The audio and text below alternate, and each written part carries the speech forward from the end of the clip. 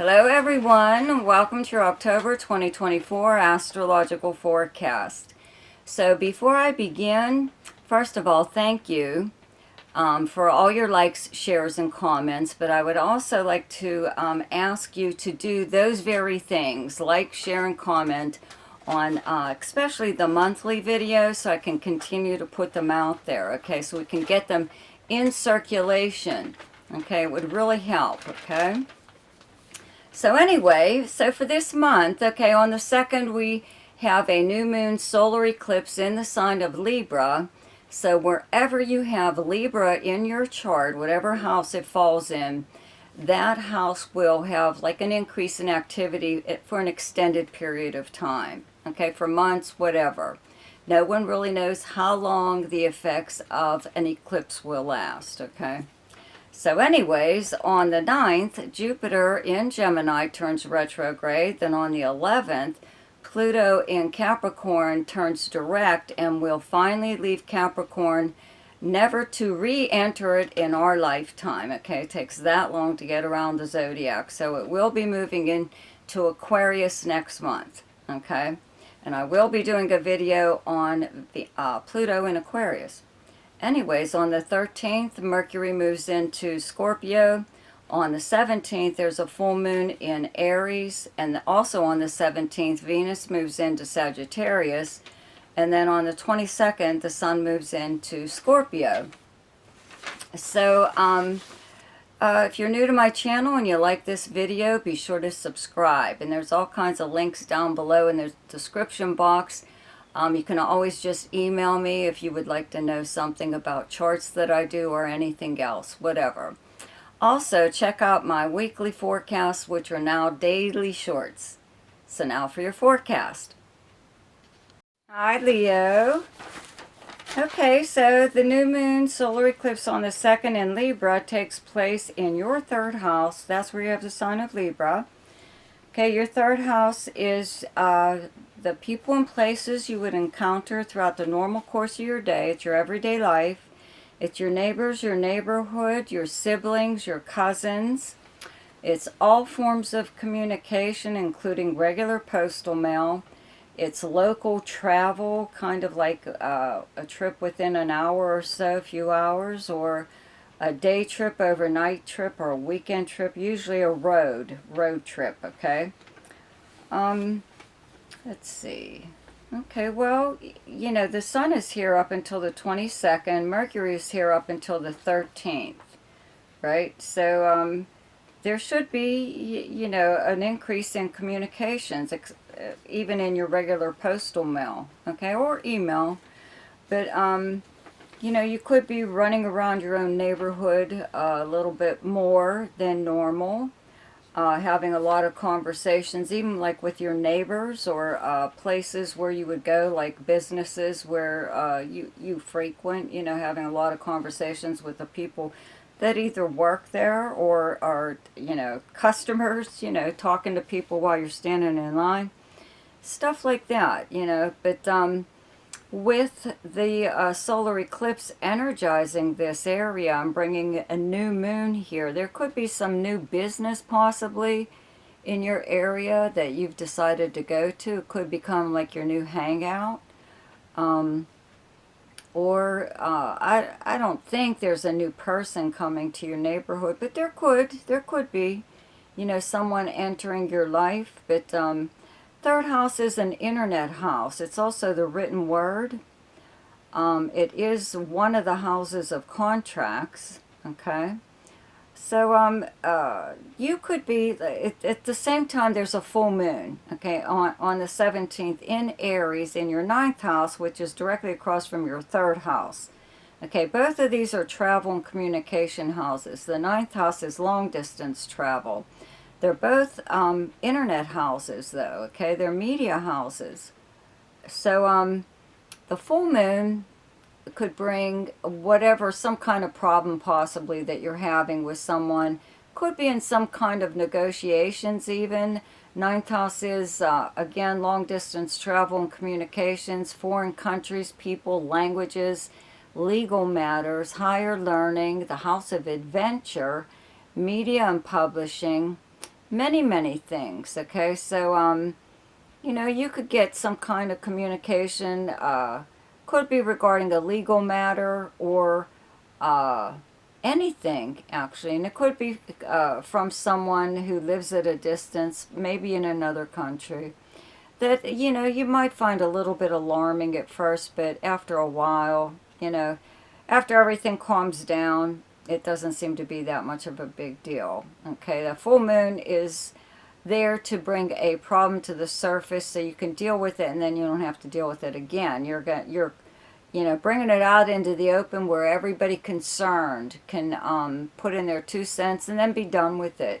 So it could be just something like that, some kind of communication. Okay, could even come through the regular postal mail. So on the 9th, Jupiter in Gemini in your 11th house, where you have the sign of Gemini, turns retrograde on the 9th. Your 11th house is your most sociable house. Okay, with Jupiter here, it does bring in new possibilities for new people to enter your life within your like social circle, you know, your group of friends.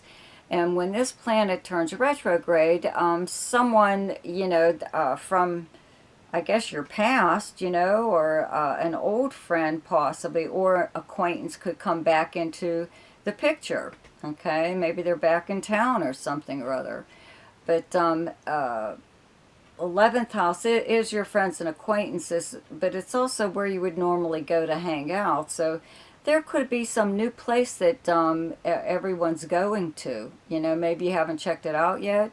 Maybe you decide to go. Or maybe you had tickets or plans for some kind of, you know, live show or whatever, and maybe it was postponed or canceled or something, and maybe it's coming back around again with this retrograde here with Jupiter, okay?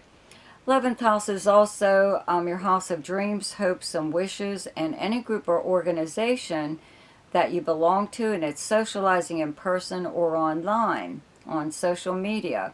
So, you know, if there was some kind of organization that you've been interested in that you wanted to be a part of, maybe you applied, or maybe you didn't. Maybe they weren't taking new members at the time that you were applying, but maybe they are now. You know, so you should check again. And also with the house of this being the house of dreams, hopes, and wishes, there could be somebody coming into your life, somebody completely new, okay, that does help you to obtain some kind of dream, goal, or wish, okay. Could become, you know, usually when Jupiter's in your own sign, you make at least one good friend, you know, that stays with you for the rest of your life. But in this case, this could be it also, a new person coming into your life that is a friend, that really helps you in some way, benefits you in some way. On the 11th, Pluto in Capricorn in your 6th house turns direct finally, and is moving out of Capricorn into Aquarius next month, and it will not be back in Capricorn in our lifetime, because it takes so long for Pluto to move through one sign, about 20 years, or 18 to 20, whatever. We'll be dead. We'll be dead the next time Pluto is in Capricorn. Okay, so the 6th house is the workplace, co-workers, the kind of work that you do, your work schedule, your house of health, and your house of service to others. So there may have been someone here that you work with that for years possibly, that thinks they're in charge even though they're not. They have the same status as you. They don't have any seniority over you, blah, blah, blah. There's always somebody like this in the workplace, you know, that thinks they run the place, and they don't. But, you know, sometimes people just humor them and let them go, whatever. Well, you don't really have to deal with that person anymore, or even be working in a work environment that was a little bit oppressive, very power-wielding people. You know, if you had a boss or somebody, or even the company itself, they just thought they they ran your life, you know what I mean? They called the shots in your personal life, not just your work life, your personal life too, really overstepping kind of people. Okay, well, they'll be gone. And also, as far as your health goes, you know, if you were having problems in this area, um, maybe, you know, finally you have found a solution or seen the correct doctor or something, you know, or whatever. You were diagnosed properly for once, or, you know, some kind of ailment could possibly not be as bad as it used to be, or even leave you completely. Okay.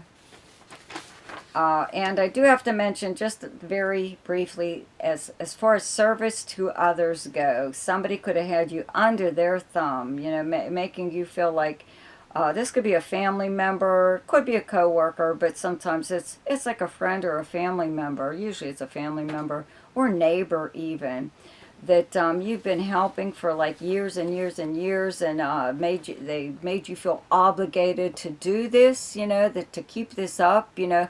Maybe they were a friend of the family's, you know, and even though your family doesn't live around them, but you do, you know, so they're always going to you for help, you know, do this for me, do that, even if it's just like going to the store for them or something or other, and that's done. That's done. You were not obligated to them anyway.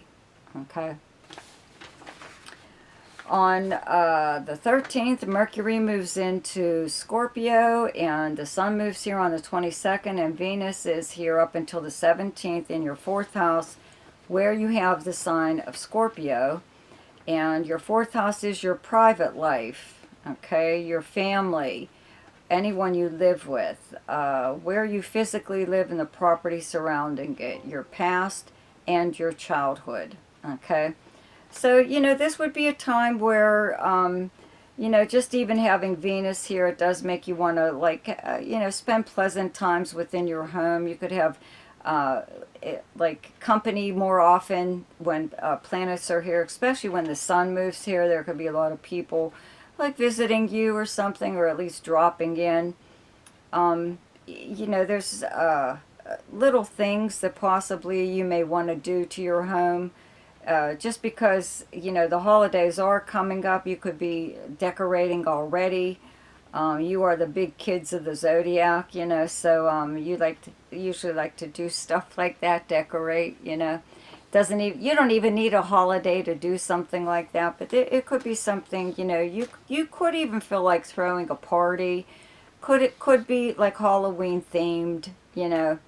But it's up to you if you feel up to it, you know. It's just having these planets here, just, you know, you have like more contact with family members, possibly people from your past, because this is your house of your past, but it's usually people from your childhood. That's how far back that this kind of past goes, okay? So then, Venus moves into Sagittarius on the 17th into your 5th house of fun and romance. Okay, fun, romance, creativity, gambling, speculation, all forms of entertainment, games and sports, and anything to do with children. So having Venus here, you know, you could be even invited to a party if you're not having one yourself.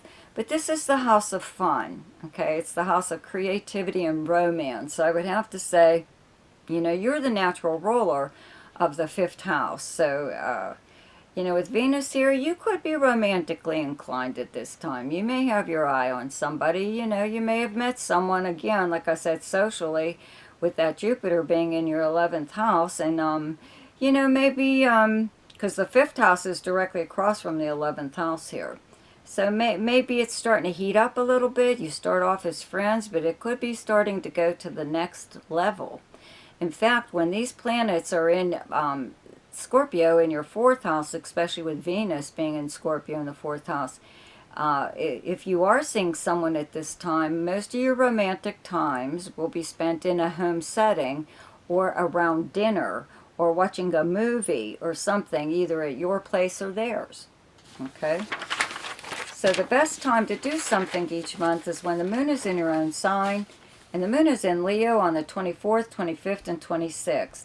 The best time to lay low is when the moon is in your opposite sign, and your opposite sign is Aquarius, and those dates are the 11th, 12th, and 13th.